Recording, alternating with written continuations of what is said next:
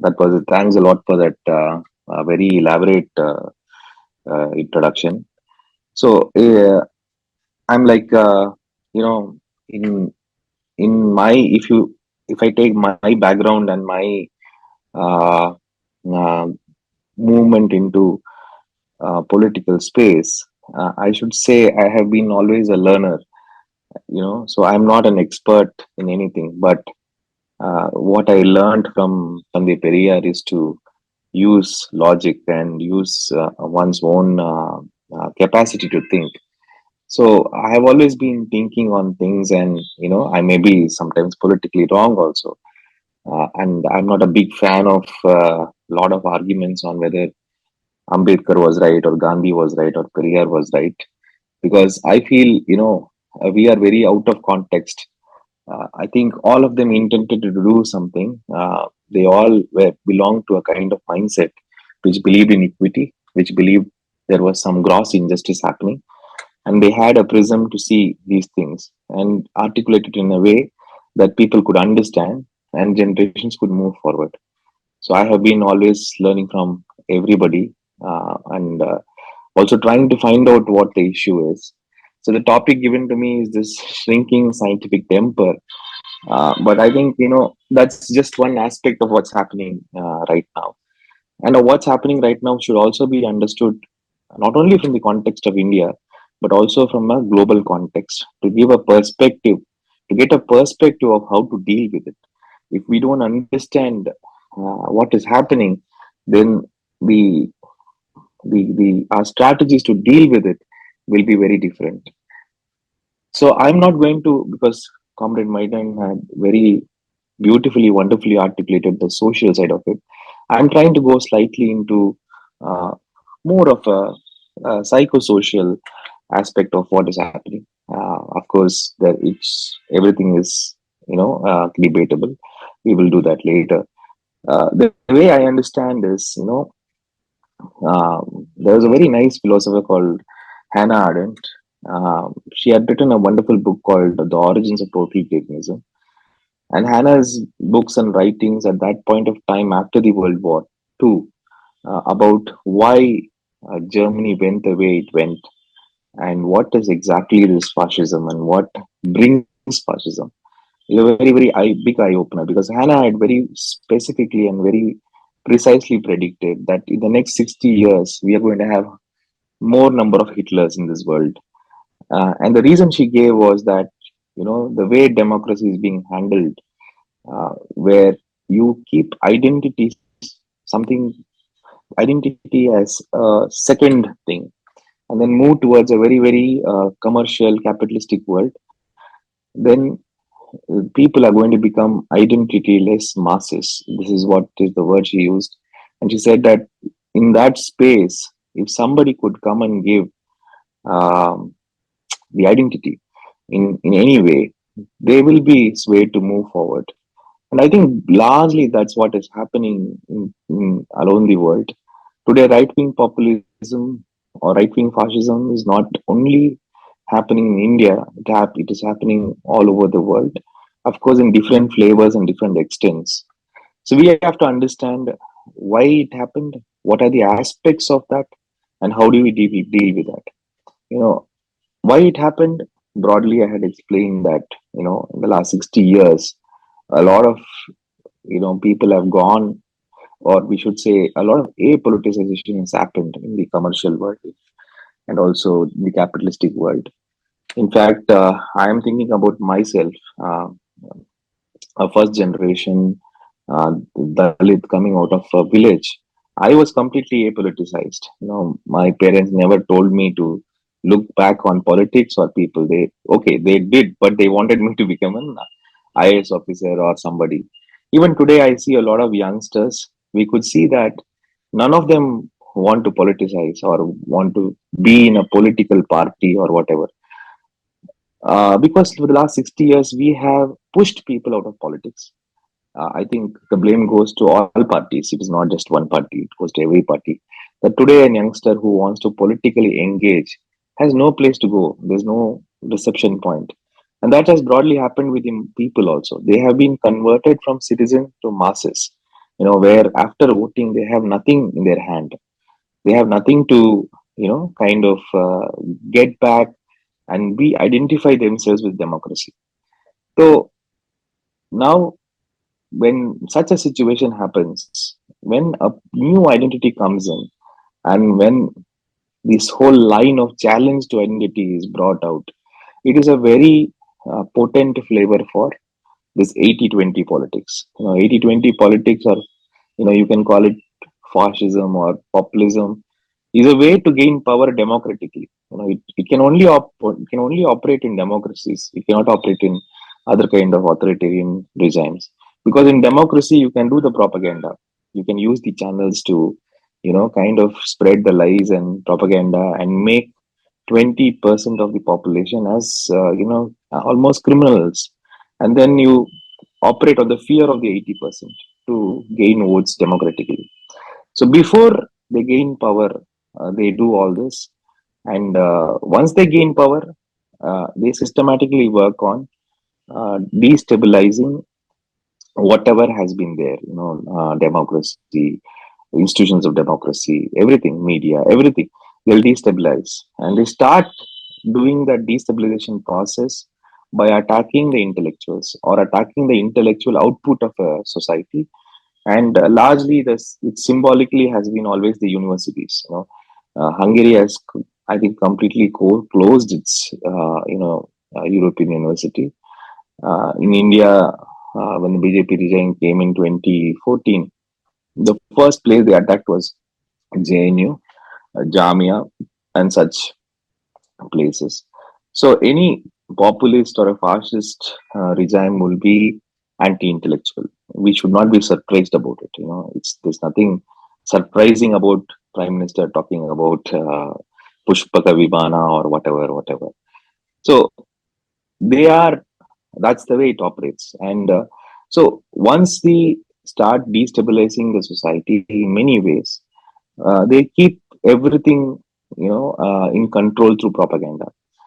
So, in many ways, you see various signals of that happening in India. And I personally feel, we have to really understand every line of how things are happening and how do we counter this. Firstly, I think there is still political space remaining. So, we did not, should not be completely, kind of losing hope or anything. Political space is still remaining. People are in a different age than what they were in the 40s. And the best thing that we have as a weapon is our heterogeneous nature. We are not a homogeneous community. We are a very heterogeneous community. I think history also says no populist regime has remained more than 10 years in a heterogeneous society.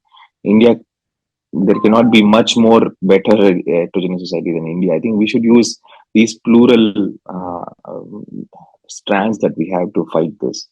But then we'll also have to understand in today's context, this is not just a global import. This kind of hierarchical structuring, this kind of propaganda has always been in India. Caste is something which I think we have. I think we need to really understand. Caste is what we have to fight.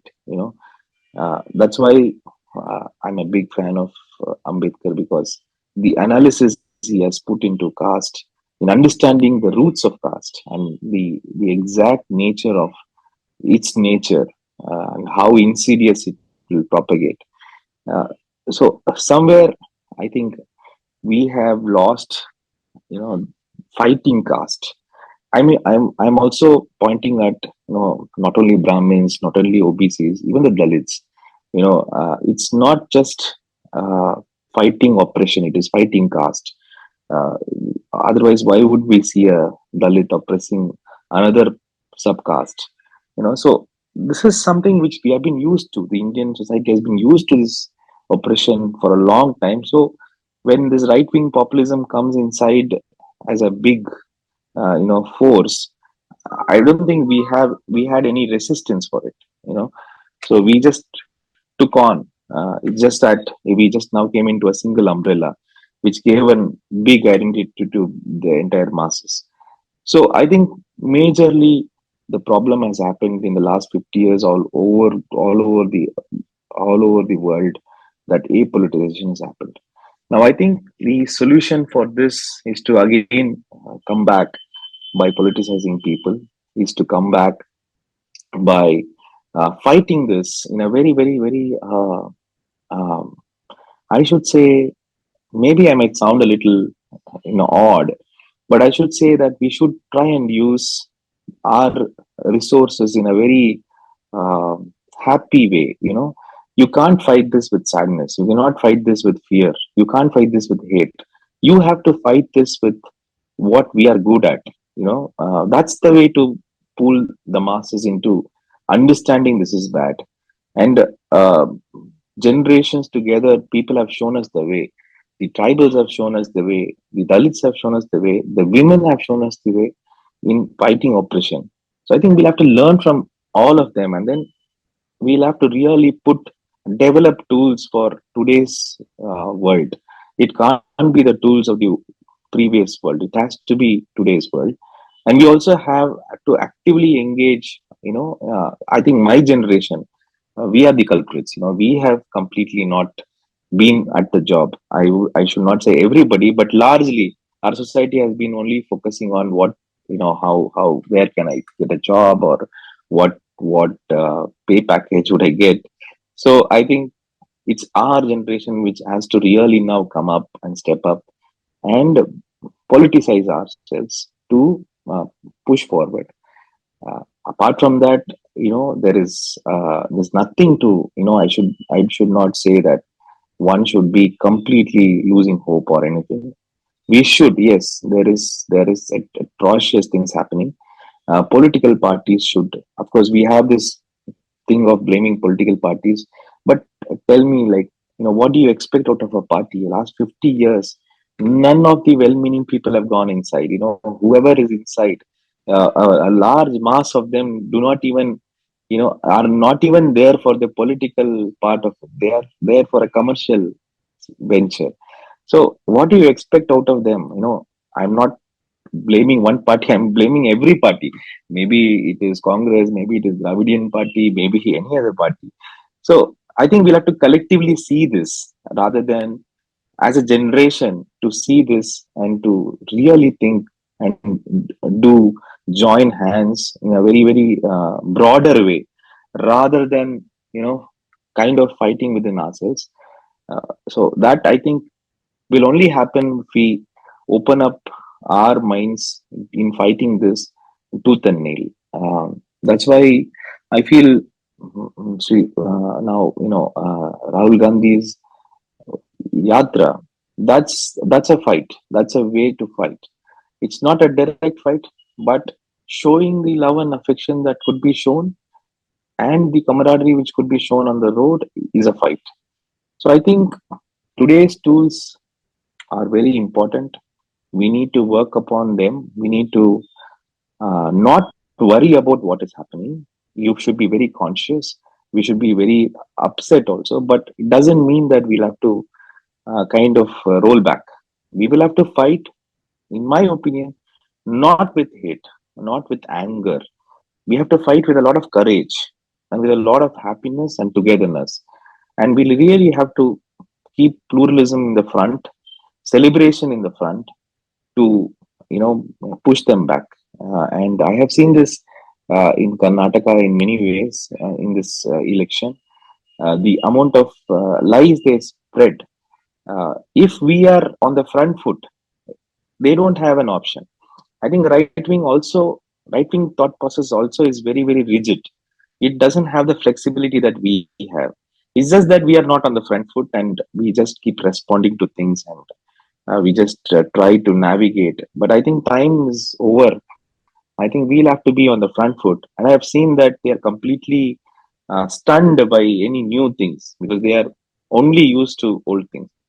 And let me also tell that we are a country of huge amount of people who are not privileged enough. And I absolutely believe in the knowledge of the underprivileged. It's not that They don't know. They know very well what's happening, and they know, and they take choice every day. They make choices so that they sustain and they survive. It's just that we have not put our foot forward or articulated things well, or moved and spoken or walked. That's the thing I think should be the case. And I think when I said we need to use new tools, but at the same time, there can't be any substitution to real commitment. When you walk the talk, when you walk among the masses, when you walk to the people, that I think will bring them back. And as long as they don't have confidence on other political systems, they are going to go behind this.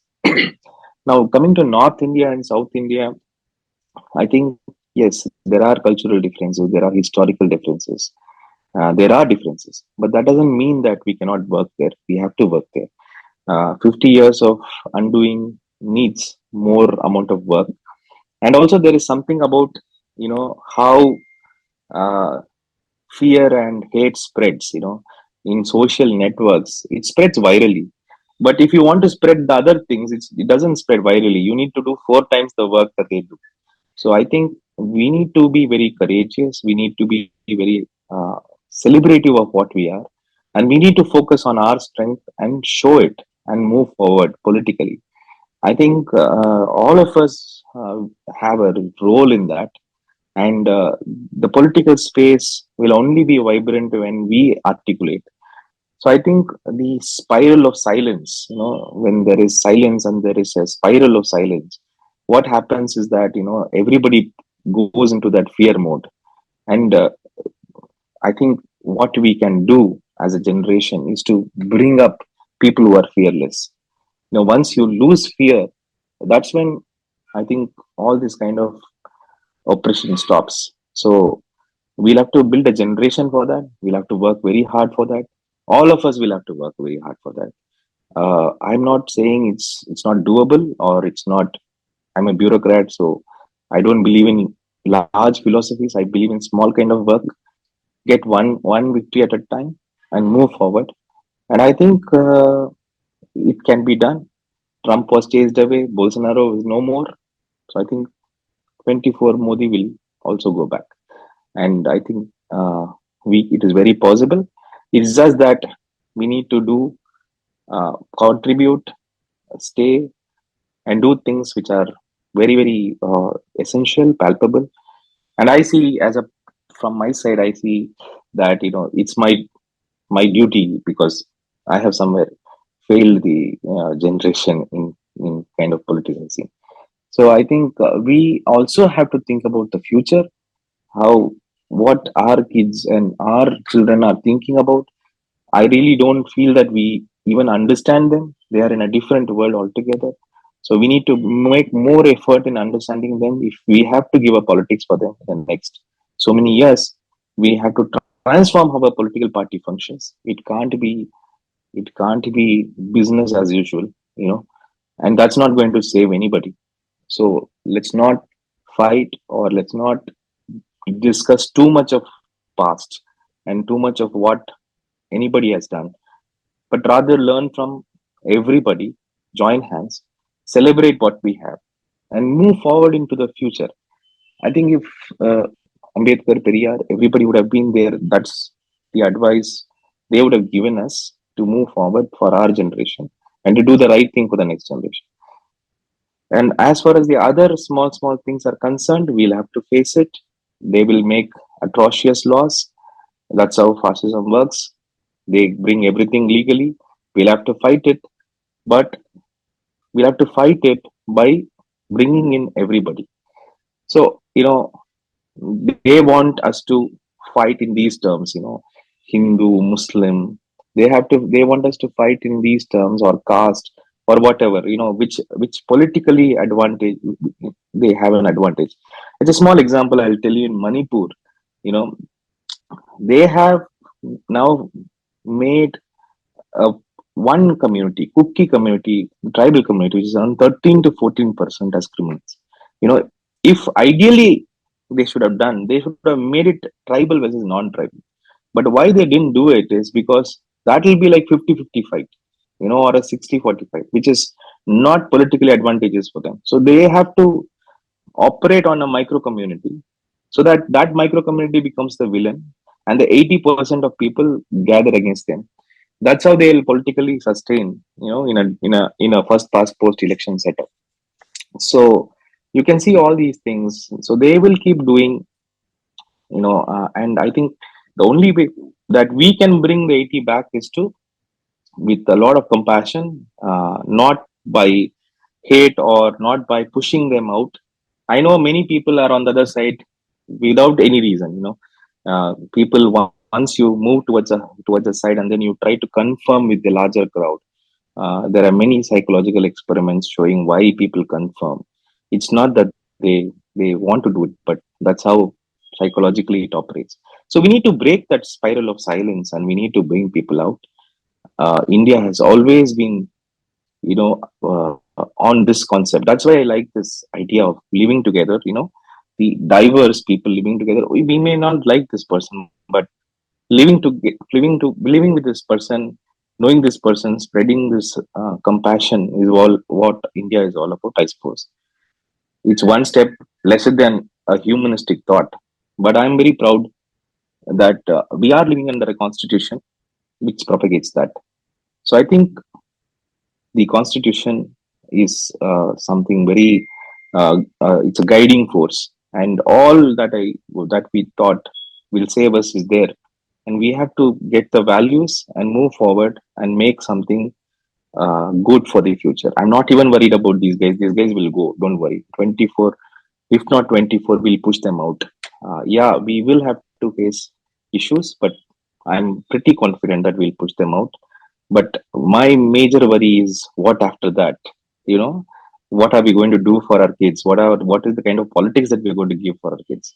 So I think we'll have to work on that, but one step at a time. 24 election, full force, work on everything, concepts. Let's try and unite people, form alliances, join hands. Not only political parties, but from a civil society perspective also. Karnataka was possible because of that. We had a huge civil society alliance, and somewhere I was there managing everything. So it is possible, and we should be doing it. And one area I think all of us can really contribute is this propaganda space, to understand how to communicate. We have lost this art of communication. So somewhere we have become very data centric, we have become very brain centric. We don't tell stories anymore. So we need to do all that and learn all that collectively and start communicating our stories. So many stories we have with us. We need to just wake up and open our box and bring things out. That's all. I don't have much to say. Thanks a lot for this opportunity.